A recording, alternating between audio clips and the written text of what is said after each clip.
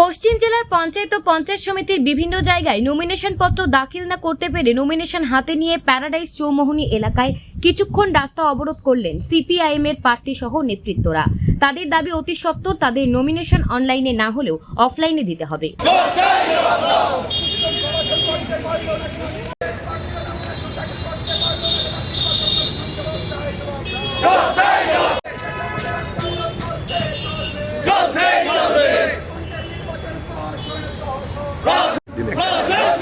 সামনে সামনে মোবাইল করে দিবেন না ভিডিও কর রে দাঁড়াইছিনি সেটা তোর নাম ইউসিআই টু এই তো মিন বাইট দিছে চলবে চলবে চলবে চলবে চলবে চলবে লড়াই করে শাসন শাসন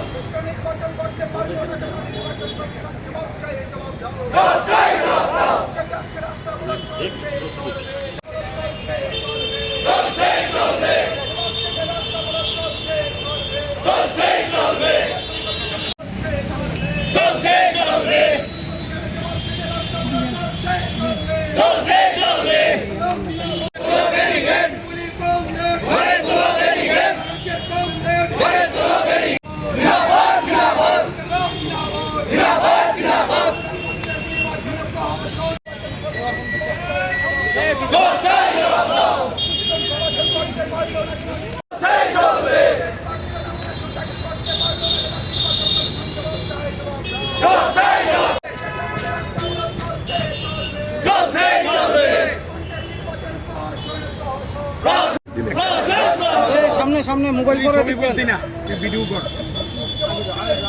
রে দাঁড়াইছিনি সেটা তোর নাম ইউসিআই টু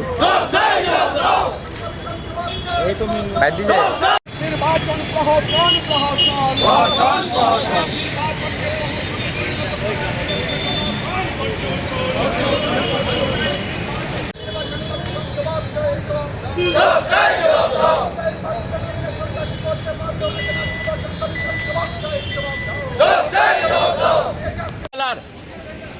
বিভিন্ন ব্লক, এই ব্লকগুলোতে আমাদের প্রার্থীরা গত 11 জুলাই থেকে পঞ্চায়েত সমিতি এবং পঞ্চায়েতে প্রার্থী হিসেবে মনোনয়নপত্র জমা দেবার জন্যে তারা গিয়েছেন, কিন্তু বিভিন্ন জায়গায় ব্লকের ভেতর ব্লকের বাইরে রাস্তায় শত শত বিজেপি দুষ্কৃতী আমাদের প্রার্থীদের প্রাণ নাশের জন্য চেষ্টা করেছে, আক্রমণ করেছে, আহত করেছে।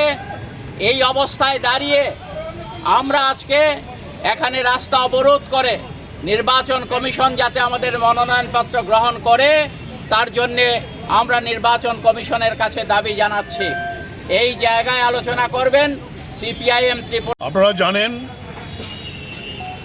বামফ্রন্ট এবং সিপিআইএম পঞ্চায়েত নির্বাচনের জন্য আমরা সর্বাধিক প্রস্তুতি গ্রহণ করেছি।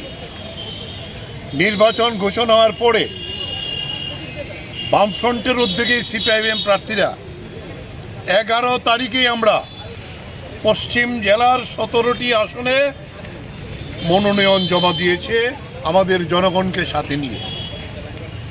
এরপর বিভিন্ন ব্লকে ব্লকে পঞ্চায়েত সমিতি এবং পঞ্চায়েতের মনোনয়ন আমরা রাজ্যের বেশিরভাগ 35টি ব্লকের প্রায় 25টি ব্লকে আমরা দিয়েছি, কিন্তু 10টি ব্লক, তার মধ্যে পশ্চিম ত্রিপুরার বামটিয়া, মোহনপুর, সেখানে জিরানিয়া, পুরাতন আগরতলা এবং আজকে ডুকলিতে চেষ্টা হচ্ছে এখনও দিয়ে দেওয়ার জন্য।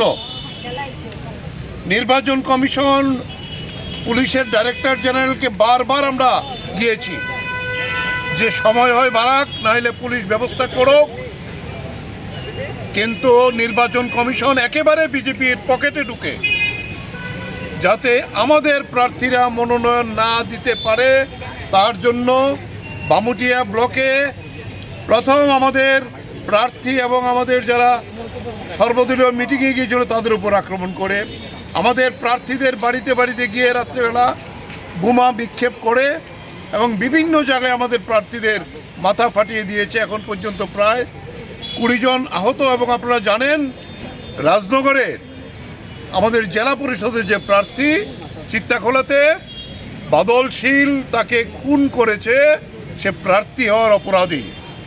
এই হলো ত্রিপুরার গণতন্ত্রের অবস্থা। গোটা দেশেই তার প্রতিবাদ হচ্ছে। এই প্রতিবাদের মধ্যে আমরা বলবো যে যারা প্রার্থী আজকে দিতে পারে নাই, সমস্ত প্রস্তুতি নিয়ে এদিকে বামুটিয়া, মোহনপুর এবং জিরানিয়া এবং ওল্ড আগরতলা, ডুকলির তারা এখনও অপেক্ষা করছে। তারা আমাদের জেলা অফিসে এসেছিলেন, আমরা যোগাযোগ করার চেষ্টা করেছিলাম ডিস্ট্রিক্ট যে অফিসে, কিন্তু ডিস্ট্রিক্ট অফিসে নাকি বিজেপির তারা আজকে মনোনয়ন জমা দিবে। তাই অগত্যা বাধ্য হয়ে আমরা তাদেরকে নিয়ে এসে এই রাস্তা অবরোধ করে আমরা এই প্রতিবাদ সংগঠিত করছি। আমাদের প্রার্থীরা তাদের প্রার্থী পদের কাগজ নিয়েই আমাদের কাছে এসেছিল, তাই আমরা তো আর তাদের কোনো জবাব দিতে পারবো না। এই ত্রিপুরার মানুষের কাছে এই জবাব আমরা চাইব। এই হলো বিজেপি, তার গণতন্ত্র। এই হলো মুখ্যমন্ত্রী, বিজেপির গণতন্ত্র। গোটা দেশে যা চালিয়েছে, তবে বেশি দিন আর চলবে না। মানুষ কিন্তু তৈরি হচ্ছে, খান খান করে ভেঙে যাবে এই সরকার। বিভিন্ন রাজ্যে রাজ্যে বিজেপির মধ্যে ধস নামছে একের পর এক। বলে এই জায়গায় দাঁড়িয়ে আমরা বলবো আমাদের সমস্ত বামপন্থী শক্তি, বিজেপি বিরোধী শক্তিকে আমরা একত্রিত করে এই চেষ্টা করেছিলাম। ভোট হলে ওদের খবর থাকতো না। এই জায়গায় দাঁড়িয়ে আমরা এই প্রতিবাদে আমরা বলবো আমাদের প্রার্থীরা, আমাদের সমর্থকরা এখানে আগরতলা শহরের রাজধানীতে এই প্রতিবাদ আমরা সংগঠিত করছি। এই তারা কোনখানে জমা দিল রে নমিনেশনটা? Bamutia block, Mohanpur block, Jirania block, পুরাতন আগরতলা ব্লক। ডুকলির তারা চেষ্টা করছে এখনো। পুলিশ যদি দেয় আমরা ডুকলি দেখে যাব। আমাদের প্রার্থীরা ডুকলি আমাদের অফিসে অপেক্ষা করছে। আজকে তেপানিয়া ব্লকে লাঠি নিয়ে দাঁড়িয়ে আছে। এর আগেও তেপানিয়া ব্লক আমাদের মেরেছে। মাতারবাড়ি ব্লকে লাঠি নিয়ে দাঁড়িয়ে আছে। নলছড়ে আমাদের প্রার্থীরা দিতে পারছে না। খোয়াইতে একই অবস্থা তৈরি করেছে। তেলিয়ামোড় একই অবস্থা তৈরি করেছে। কল্যাণপুর একই অবস্থা তৈরি করেছে। এখানে শুধু পশ্চিম জেলার এই 4টি ব্লকের লোকেরা এখানে এসে কতজন এসেছে যারা দিতে পারছে না? এখানে যারা দিতে পারছে না প্রায় 50 জন। আজকে তো পঞ্চায়েত সমিতি এবং পঞ্চায়েতে 50 জনের উপরে প্রার্থী এখানে এসছে। আপনাদের ডিমান্ডটা কি এখন? তার ডিমান্ড আমাদের, আমরা বলেছিলাম অনলাইনে নেওয়ার জন্য। আমরা এখান থেকে গিয়ে আবার সবগুলো অনলাইনে পাঠাবো। তারা নক আর না নোক, সময় বাড়ানোর দাবি আছে। আমরা তো হাইকোর্টে গেছি, মহামান্য হাইকোর্ট যদি বিচার করে বাড়ায় তাহলে আমরা নিশ্চয়ই আমরা দেব। আমরা প্রস্তুত আছি। আমরা এখান থেকে গিয়ে আমাদের অফিসে আমরা ইমেইলে সব আবার কপিগুলি পাঠাবো।